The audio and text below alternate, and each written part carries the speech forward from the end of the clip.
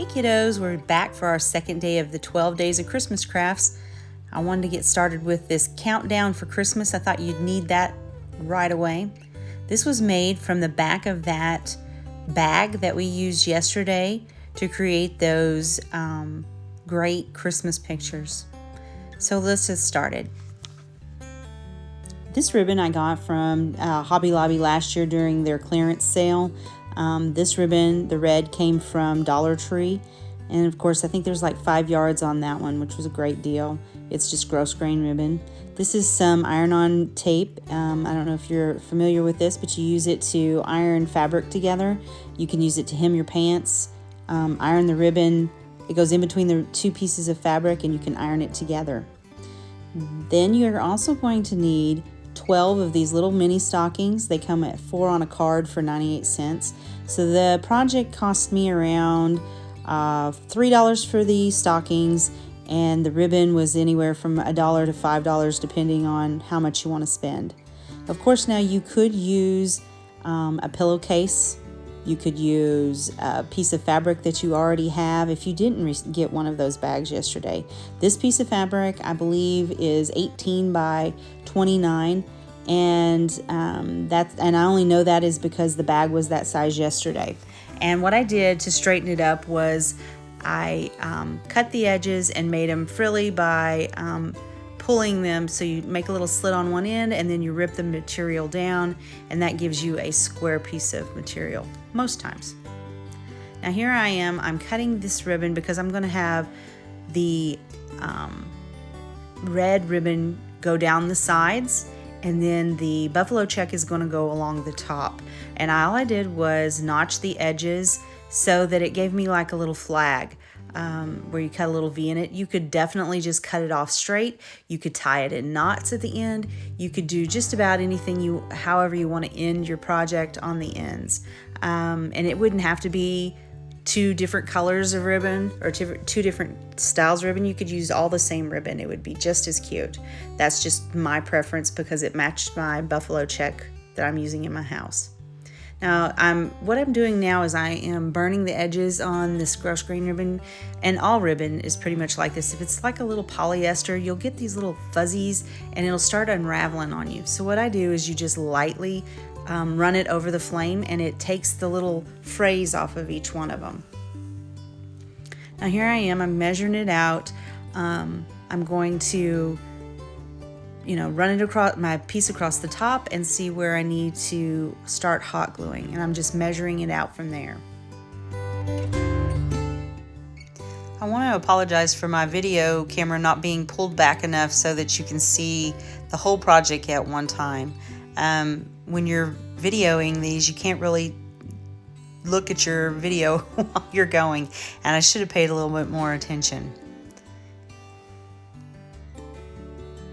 Here you can see that I've cut 4 6-inch pieces, and I'm going to fold those over and use them as tabs here in a little bit at the top of the thing to hold my dowel rod, or what I did was stretch them on a metal curtain rod, magnetic metal curtain rod, so that it would hang on my metal door when the season comes.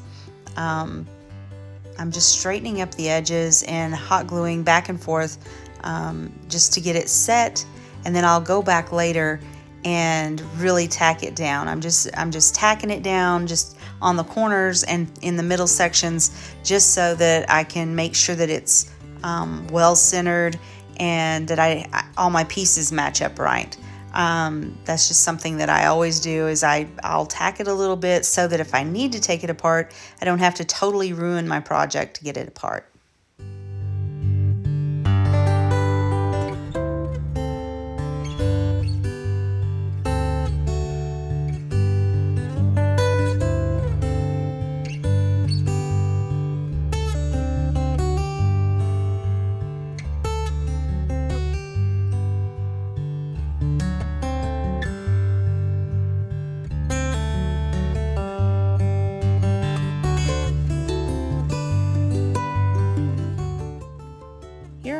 Just laying out the socks. I'm determining what pattern I'm going to put them in. I know I want them in a Christmas tree shape, but getting them to fit on the piece of material so that they're all aligned well and just have enough space for them. I almost cut it too short. And you can see where I have the tags tucked in the socks right here, because I haven't decided yet if I'm going to cut the tags off or leave them. In the end, I left them, but I'm still not really sure if I'm going to still leave them. So closer to time to hang it up, I guess I'll decide.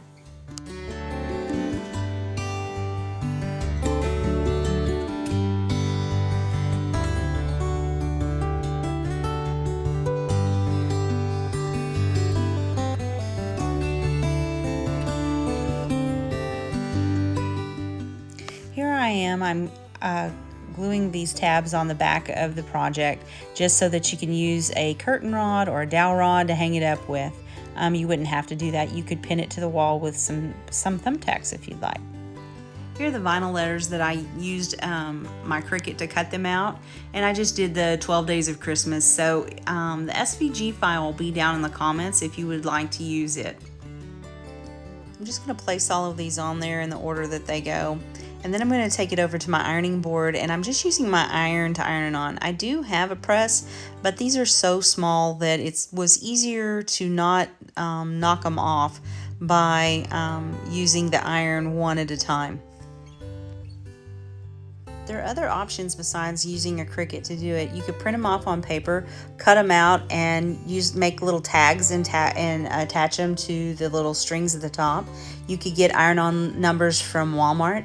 You could use a Sharpie, and if you have good handwriting, write the numbers on there. There's so many options when coming to doing that. The only reason I did Cricut is because I had it. It was easy, and these were scraps that I had left over.